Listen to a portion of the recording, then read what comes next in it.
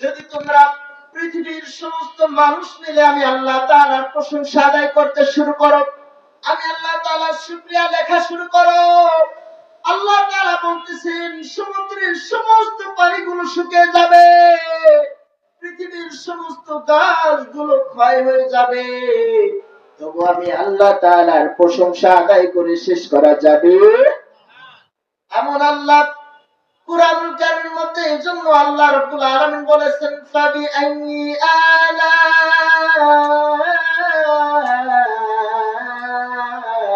রাব্বিকুমা তুকাদ্দিবান।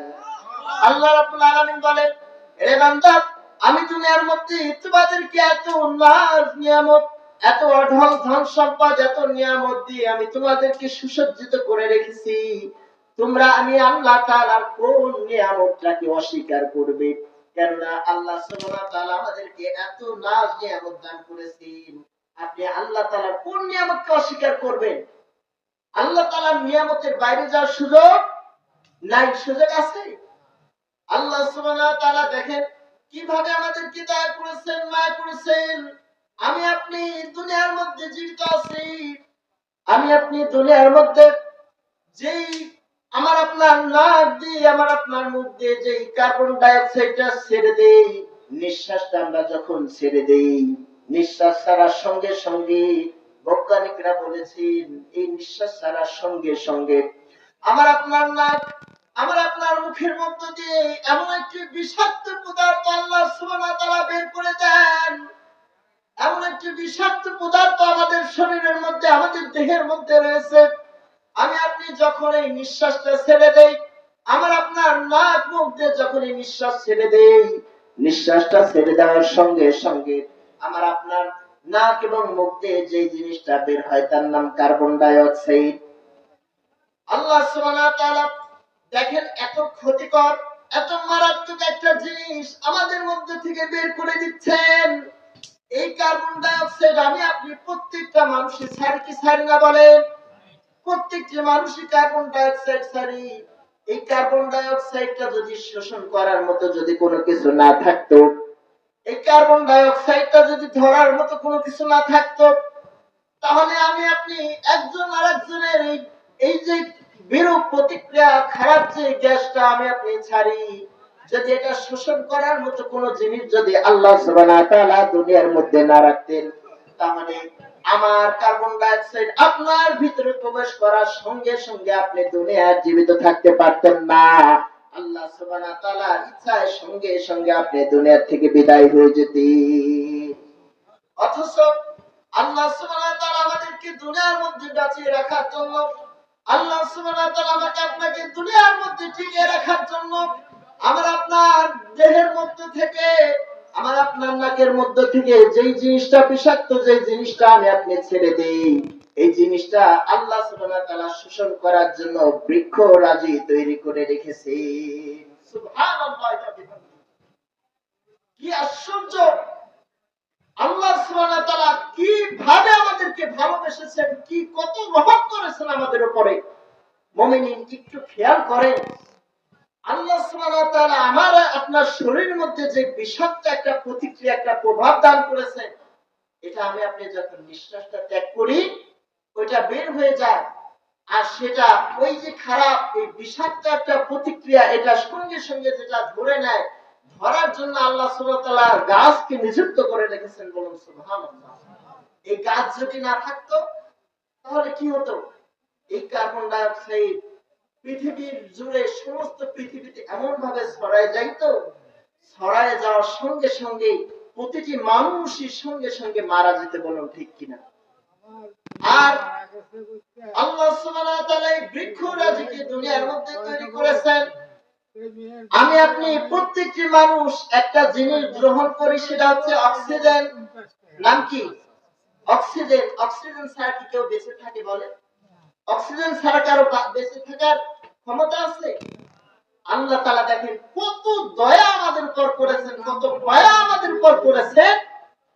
আমি আপনি যখন অসুস্থ হই, মুমূর্ষ হই, দেখবেন আমি আপনি যখন হাসপাতালে, আমাদের কত আত্মীয় স্বজন হাসপাতালে বিছানায় যখন পড়ে যায়, তাদেরকে সামান্য একটু সময় বাঁচিয়ে রাখার জন্য তাদের নাকে মুখে এইভাবে মাস্ক পরিয়ে দেওয়া হয়, অক্সিজেন দেওয়া হয় কি হয় না? বলেন তো, যে অক্সিজেনটা হাসপাতালের বেডে অথবা অ্যাম্বুলেন্স গাড়ির মধ্যে অক্সিজেনের বোতল থাকে, থাকে কি থাকে না বলেন? এই যে অক্সিজেনের বোতল থাকে অথবা হাসপাতাল থেকে যে অক্সিজেনটা দেওয়া হয়, এই অক্সিজেনটা বলেন তো হাসপাতাল কর্তৃপক্ষ আপনাকে মাংনা মাংনি দেয় নাকি মিনিট চুক্তি টাকা নেয়? প্রতি সেকেন্ডের হিসাব করে এই অক্সিজেনের টাকা আমার আপনার কাছ থেকে হাসপাতাল কর্তৃপক্ষ তুলে নেয়। অথচ আল্লাহ সুবহানাহু ওয়া তাআলা আমাকে আপনাকে জন্মের পরের থেকে শুরু করে মৃত্যুর আগ পর্যন্ত আমি আপনি অক্সিজেন ছাড়া কেউই এক মুহূর্তের জন্য বেঁচে থাকা সম্ভব। অথচ আল্লাহ সুবহানাহু ওয়া তাআলা এই আমার আপনার জন্ম থেকে শুরু করে মৃত্যুর আগ পর্যন্ত এত পরিমাণে অক্সিজেন দিয়ে আল্লাহ সুবহানাহু ওয়া তাআলা আমাকে আপনাকে জীবিত রাখলেন। একটা বারের জন্য কি আল্লাহ সুবহানাহু ওয়া তাআলা এই অক্সিজেনের মূল্য আমার আপনার কাছ থেকে চেয়েছে? কখনো চেয়েছে? আল্লাহ তাআলা কখনো চান নাই।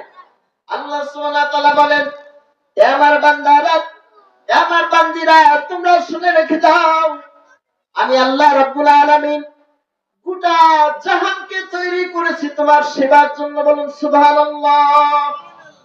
আল্লাহ তাআলা গোটা মাখলুকাত, গোটা কুল কায়নাত তৈরি করেছেন কিসের জন্য? আমার আপনার সেবার জন্য। বলুন সুবহানাল্লাহ। বলবেন হুজুর কিভাবে আমার আপনার সেবা করে? আল্লাহ সুবহানাহু ওয়া তাআলা একটা সাপ, একটা ইঁদুর, একটা বেজি কোনো কিছুকেই অহেতুক ভাবে তৈরি করেন নাই। প্রত্যেকটি প্রাণী আল্লাহ রাব্বুল আলামিনের 18,000 মাখলুকাত এই পৃথিবীর মধ্যে আল্লাহ তাআলা তৈরি করেছেন। প্রত্যেকটি মাখলুকাতকে আল্লাহ রাব্বুল আলামিন আমার আপনার কোনো না কোনো ভাবে, কেউ ডাইরেক্টলি কেউ ইনডাইরেক্টলি, প্রত্যেকটি মাখলুকাতকে আমি আল্লাহ রাব্বুল আলামিন, আল্লাহ বলেন আমি আমার বান্দার কল্যাণের জন্য তৈরি করেছি। বলেন সুবহানাল্লাহ। কিছু জিনিস তোমরা দেখতে পাও আর কিছু জিনিস তোমরা তোমার চর্মচক্ষে দেখতে পাও না, কিন্তু আমি আল্লাহ সুবহানাহু ওয়া তাআলা এই পৃথিবীর মধ্যে যত মাখলুকাত তৈরি করেছি কোন মাখলুকাতই অহেতুক তৈরি করি নাই। এজন্য আল্লাহ রাব্বুল আলামিন বলেন, ফাবি আইয়ি আলাই রাব্বিকুমা তুকাজ্জিবান। আল্লাহু আকবার। আল্লাহ সুবহানাহু ওয়া তাআলা বলেন, হে আমার বান্দারা, আমি আল্লাহ তাআলা এত নিয়ামত দ্বারা তোমাদেরকে ঢেকে রেখেছি, তোমরা আমি আল্লাহ তাআলার কোন কোন নিয়ামতের অস্বীকার করবে? বলেন তো, আল্লাহ তাআলা এত নিয়ামত দান করলেন, যদি কাল কঠিন কিয়ামতের ময়দানে যদি আল্লাহ সুবহানাহু ওয়া তাআলা বলেন, হে বান্দা, আমি আল্লাহ তাআলা দুনিয়ার মধ্যে তোমাদেরকে অক্সিজেন দিয়ে এত সুন্দর ভাবে তোমাদেরকে দুনিয়ার মধ্যে পাঠিয়ে রেখেছিলাম, তুমি আজকে এই কিয়ামতের ময়দানে আমি আল্লাহ তাআলার কাছে শুধু এতটুকু করে হিসাব দিয়ে জান্নাতে যাও। বলেন তো হিসাব দেওয়া আমার আপনার পক্ষে সম্ভব হবে কি? আমার আপনার পক্ষে হিসাব দেওয়া সম্ভব না। এজন্য শুকরিয়া আদায় করব কার? আরো যদি বলেন শুকরিয়া আদায় করব কার? আল্লাহ তাআলার শুকরিয়া আদায় করতে হবে।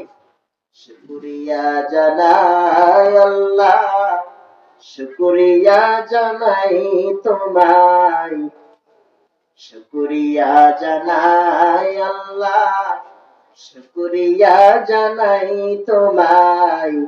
গুনাহগার বান্দা মোরা বেঁচে আছি তোমার দয়ায়, গুনাহগার বান্দা মোরা বেঁচে আছি তোমার দয়ায়। খুঁটিবিহীন নীলিম আকাশ তোমার রহমত করছে প্রকাশ। কার রহমত প্রকাশ করে? আল্লাহ তাআলা। দেখেন এই আল্লাহ সুবহানাহু ওয়া তাআলা খুঁটিবিহীন কিভাবে আসমানকে সাজিয়ে রেখেছেন। সুবহানাল্লাহি ওয়া বিহামদিহি। আল্লাহ তাআলা, আমি আপনি দুনিয়ার মধ্যে তো একটা ঘর তৈরি করতে গেলে খুঁটি লাগে কি লাগে না? বলেন বলেন তো, এত বড় নীল আকাশ, এত বড় আসমান আল্লাহ সুবহানাহু ওয়া তাআলা তৈরি করে রেখেছেন। এই বালুকাটার জমিনে খুঁটি না থাকলেও মনে হয় ওই রাজাপুর বা দুলামপুর অমুক জায়গায় মনে হয় একটা খুঁটি বসানো আছে। আছে কি? পৃথিবীর কোথাও কি আসমানকে ঠেকানোর জন্য খুঁটি লাগানো আছে? আল্লাহ সুবহানাহু ওয়া তাআলা কিন্তু খুঁটি বিহীন এই নীলাকাশ, এই আসমানকে আল্লাহ সুবহানাহু ওয়া তাআলা স্থির করে রেখেছেন। বলুন সুবহানাল্লাহ। মুমিন এজন্য শুকরিয়া আদায় করব কার? আল্লাহ তাআলা শুকরিয়া আদায় করতে হবে সর্ব অবস্থায়।